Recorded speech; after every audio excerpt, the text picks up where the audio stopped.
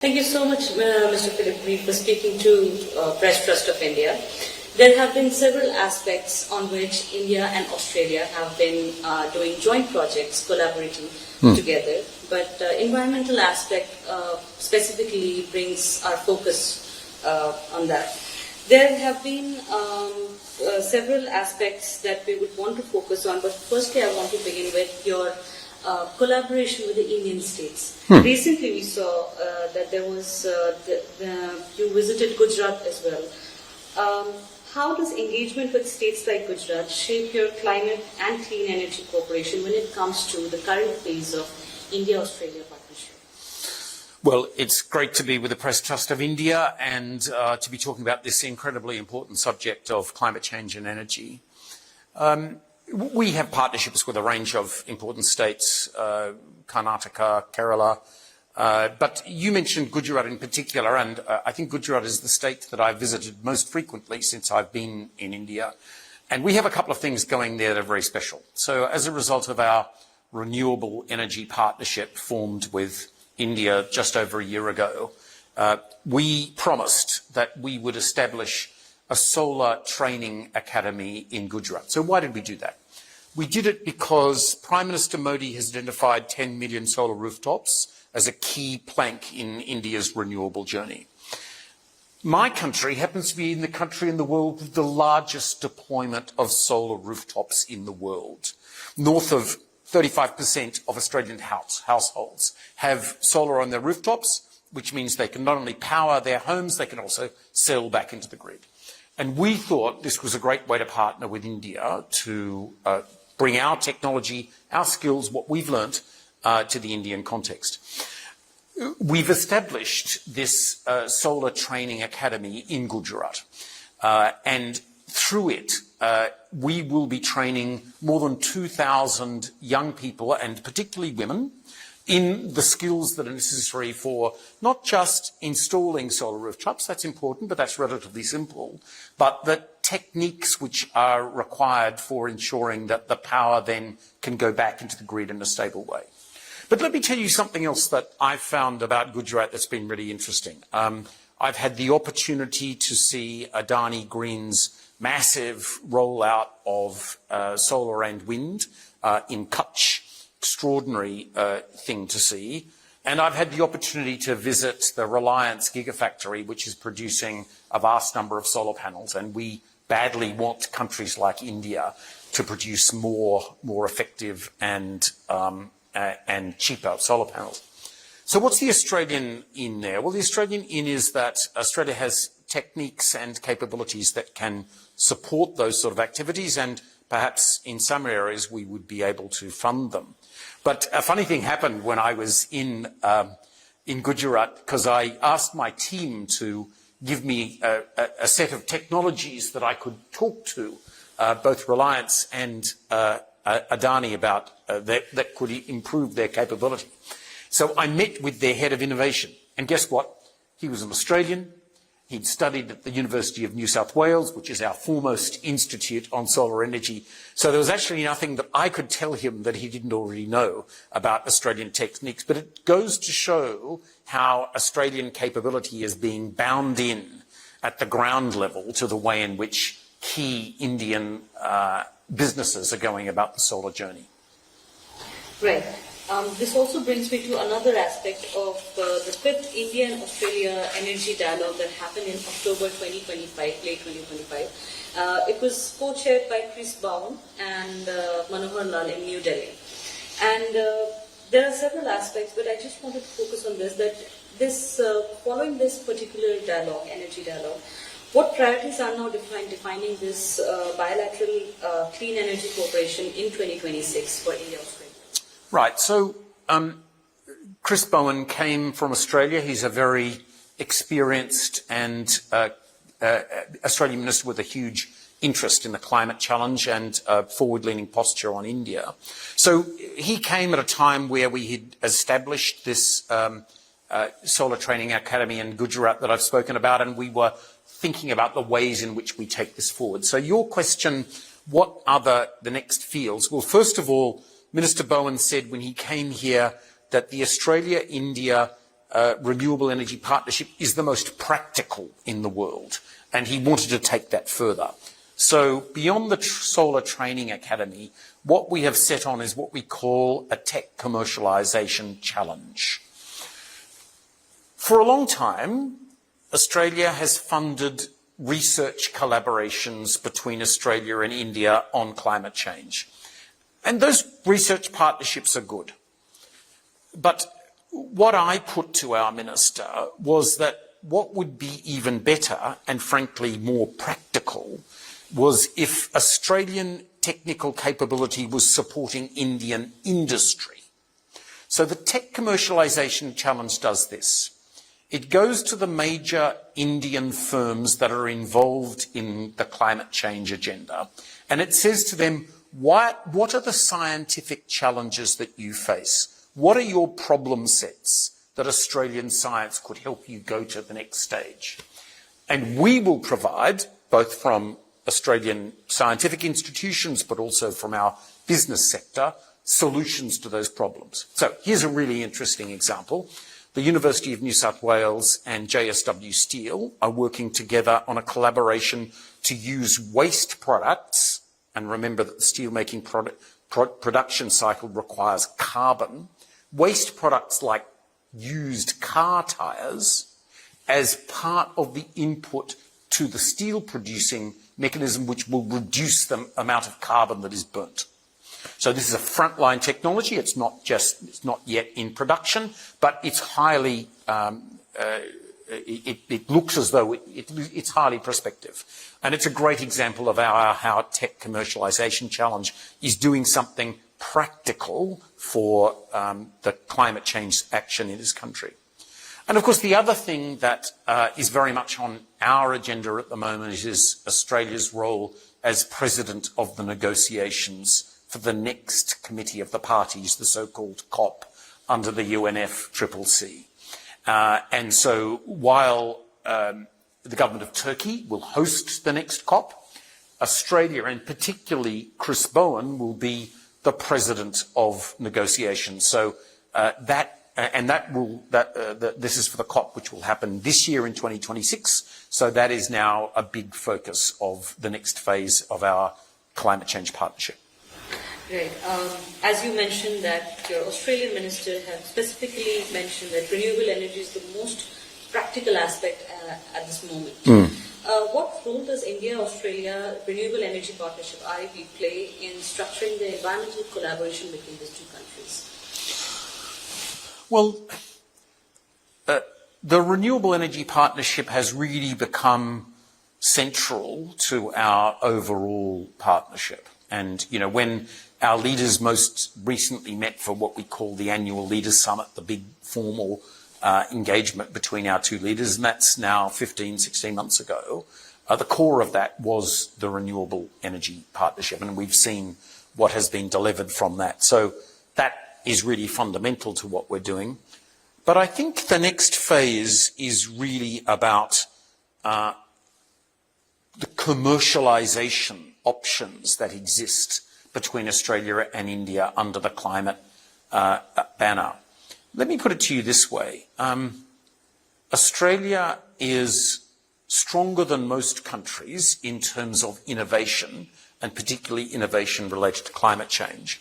But our population is small, only 27 million people. So I think there is a real synergy between Australian innovation and Indian scale.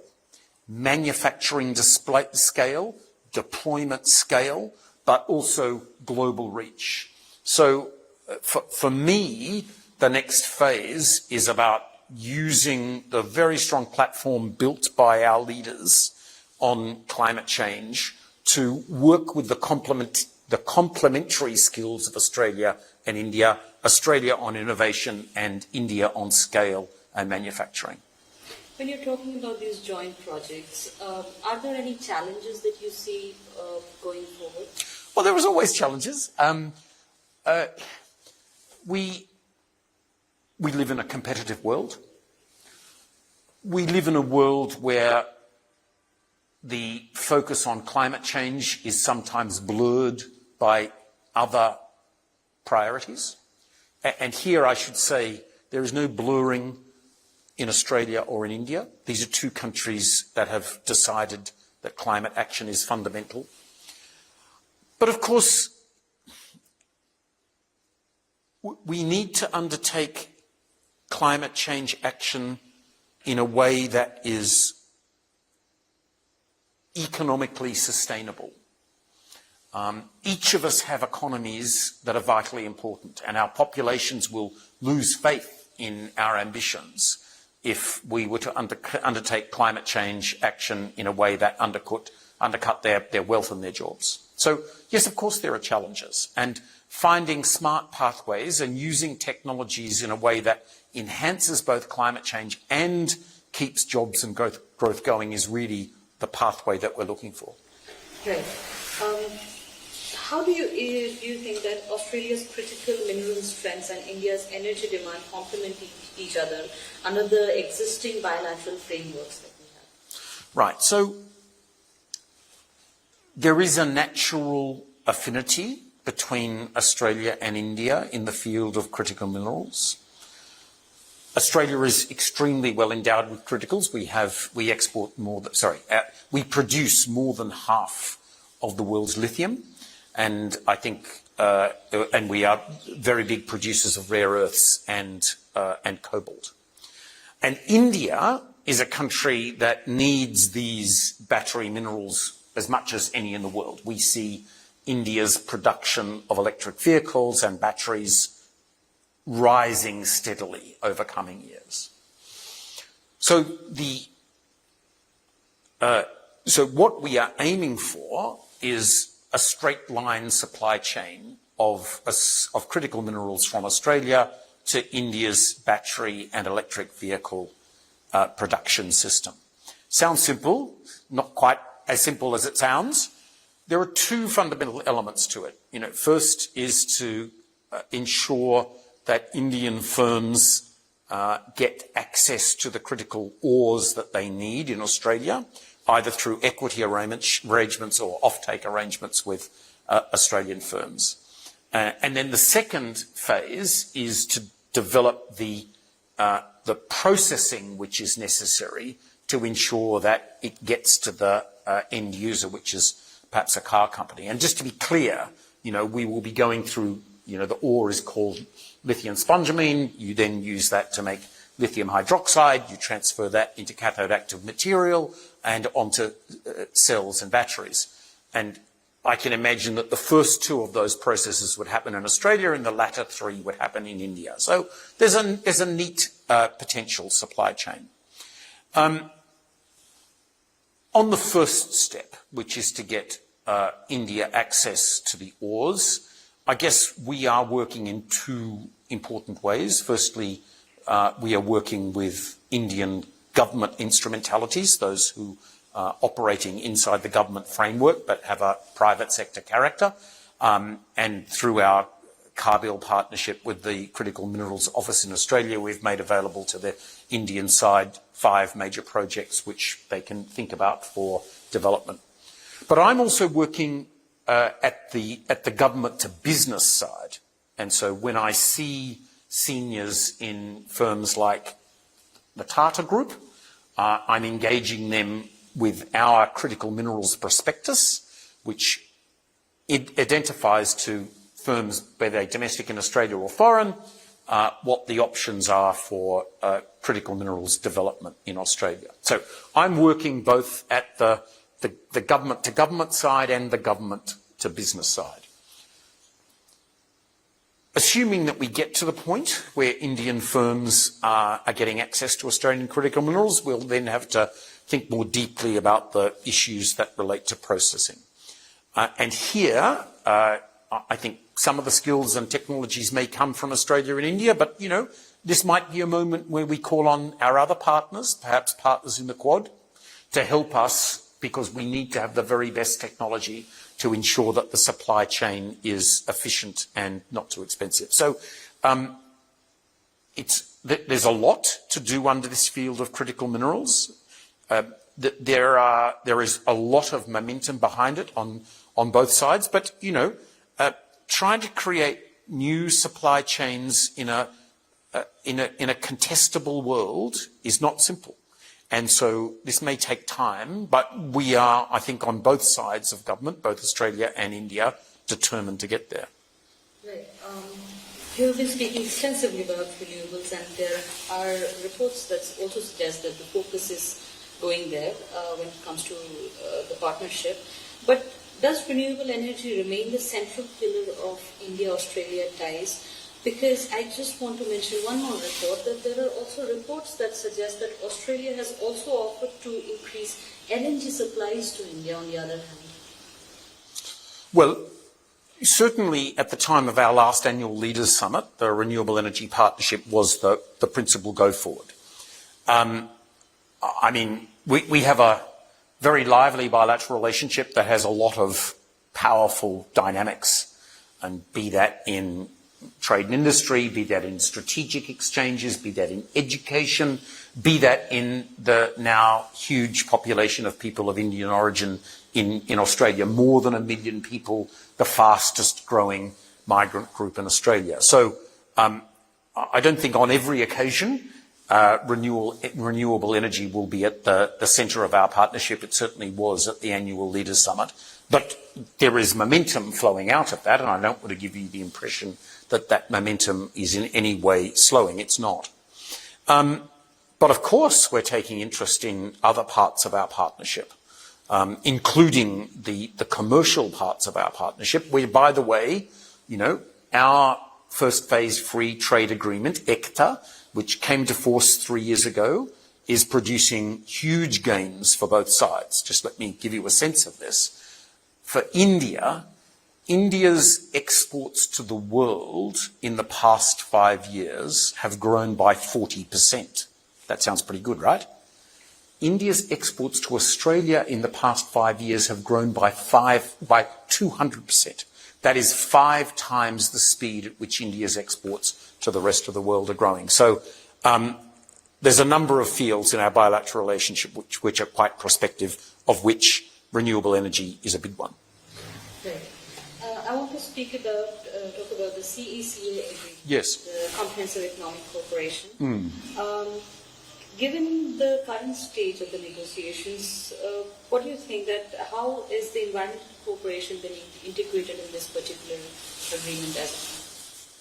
Well, the first thing is that we need to make it easier for important ores that could find their way into part of India's battery and electric vehicle supply chain, and indeed the broader renewable energy ecosystem, can do so relatively simply and cheaply. So let me give you an example. Copper cathodes. Now, Australia is one of the biggest producers of copper in the world, and copper is one of the absolutely vital metals which is needed for the energy transformation.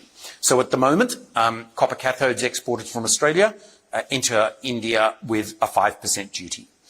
That's not a lot, but frankly, in order to make the exercise of climate change work, we need to reduce the impediments to a climate-friendly trading environment as much as we can. And so, in amongst a range of other objectives that Australia has for this agreement, the CECA agreement, the second phase of our free trade agreement, we would certainly want the tariff reduced or eliminated on copper cathodes. Right. Just one follow-up question on that. When it comes to long-term planning through this agreement, are there any plans to bring any roadmap or any plans on reducing coal or gas export going forward?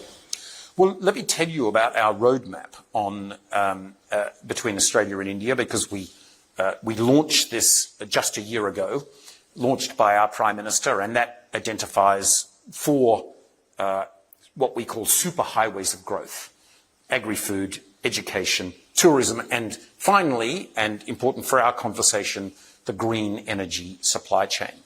So we see huge opportunity for Australian firms in selling technologies and selling key minerals and metals like critical minerals and like copper into India. So I mean, the other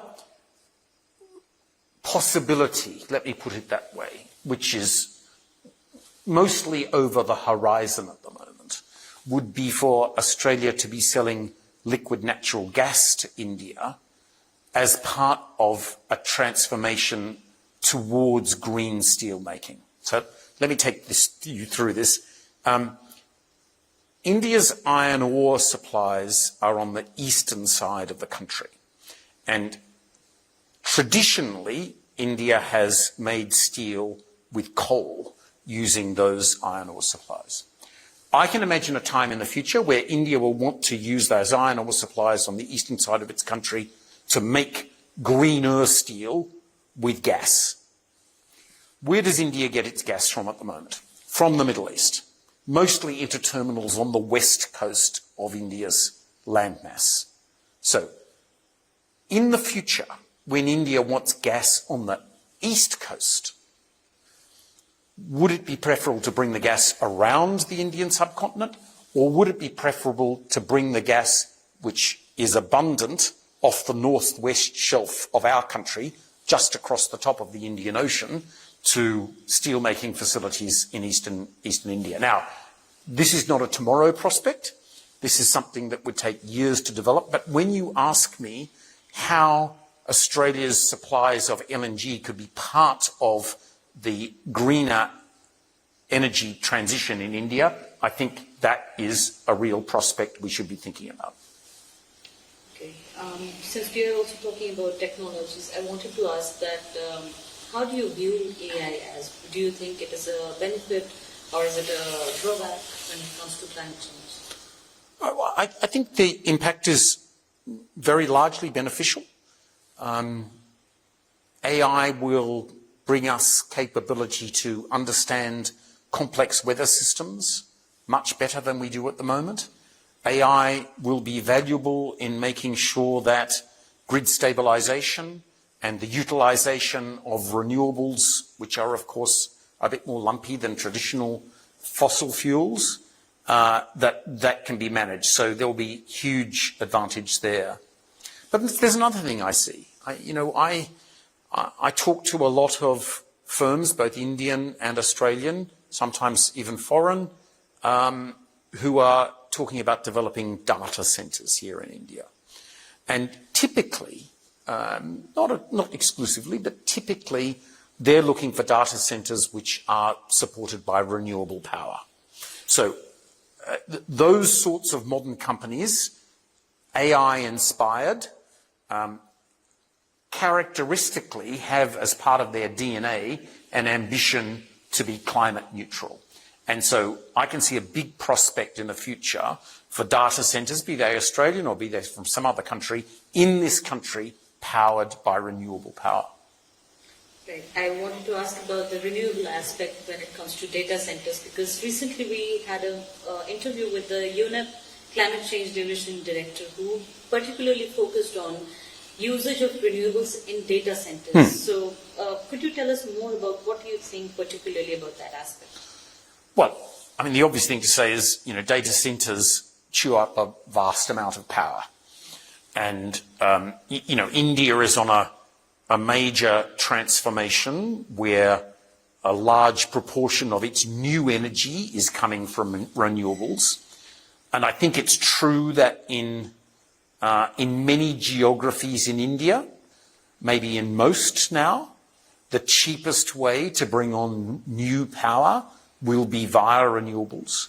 So when you think about data centres being part of the new demand for Indian power, and you think about renewables being in many places the cheapest way to bring on renewable power, the cheapest way to bring on power, I think the reality is we're likely to see many data centres which are powered by renewables. But there's something else going on, isn't there? I mean, when I meet the sort of leaders involved in AI and data centres, they tend to be a new breed. They're often younger. They have grown up in an environment where renewables and the climate change action is crucial. So for many of them, I can't say for all, but I see many of them who are deeply interested in making sure that some, in some cases all, of their power will come from renewables. Right. Finally, I want to talk about COP31 in Australia, the President of Negotiations. Australia is COP31 President of Negotiations, yes, but we also understand that Australia remains still the third largest exporter of fossil fuels. So how does Australia's role here shape the engagement with their key partners, not just India, several key partners when it comes to climate action through COP31? Well, Australia is a profound believer in the importance of climate action.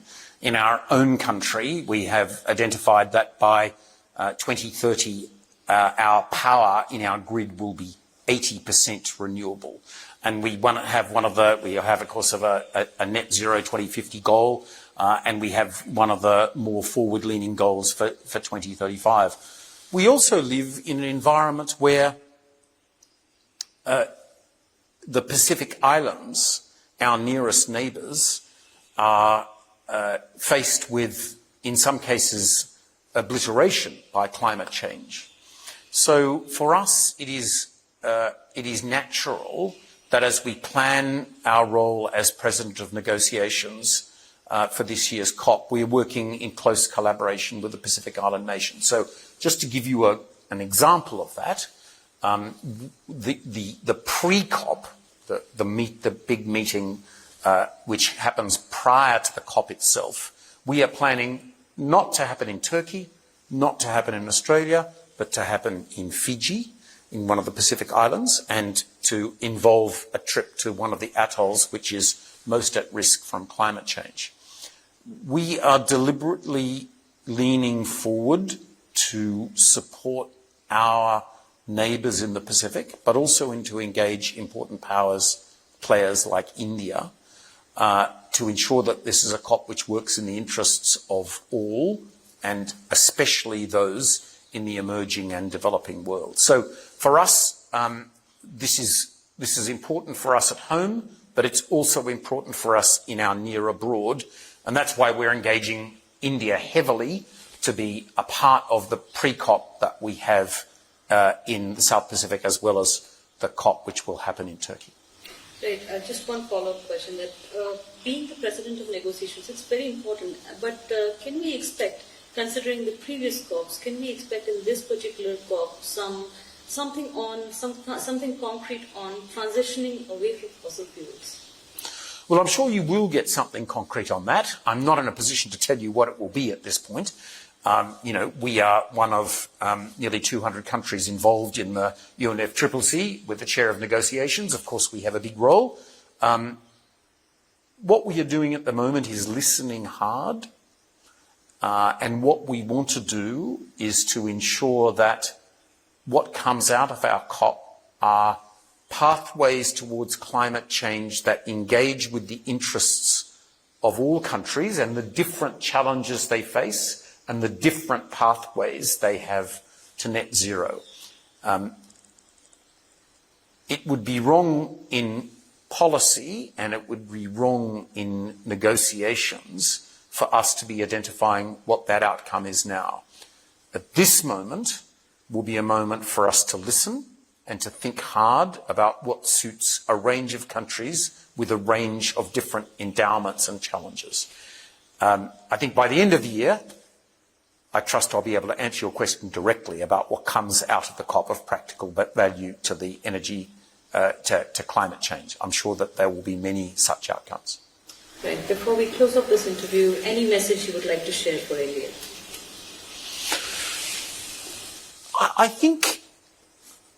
I hope that Indians know how important their role in climate change action is. This is already the country in the world that is, I think, the third largest emitter, but a country with a government that has a deep commitment to climate change. It's a country that has